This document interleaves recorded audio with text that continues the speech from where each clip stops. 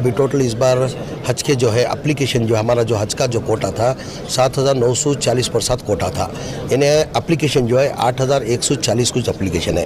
इन्हें वो कैंसलेशन होने की वजह से दोनों इन्हें सही हो गया। इन्हें 7,000 जो हमारे एप्लीकेशन जो आए थे जो कोटे के उसको मैच होके अभी हमारे कर्नाटका से पहला इनाग्रेशन फंक्शन जो है 6 तारीख को हम लोग रखने वाले हैं। पहला फ्लाइट जो है 7 तारीख को जाने वाली है। 7 तारीख से लेके 22 तारीख तक फ्लाइट जाने वाले हैं। इन्हें डेली 3 फ्लाइट्स, इन्हें 150 सीट की कैपेसिटी के, इन्हें डेली 450 हाजियान जाएंगे। इन्हें डेली 3 फ्लाइट, इन्हें 22 तारीख तक फ्लाइट इधर से कर्नाटका से जाएंगे। और हुबली के अंदर भी एक हज भवन करना करके हुबली के अंदर, मंगलूर के अंदर, गुलबर्गा के अंदर, एक बिदर के अंदर, ये 4 डिवीजन में इंशाअल्लाह ये 5 साल के अंदर बेहतरीन हर जगह 4 हज हाउस आएंगे। एकदम से थोड़ी लास्ट टाइम परेशानी हुई थी, नहीं करके नहीं, इस बार ऐसी कोई परेशानी नहीं, ऑलरेडी पूरा इंतजाम किया गया है। आराम से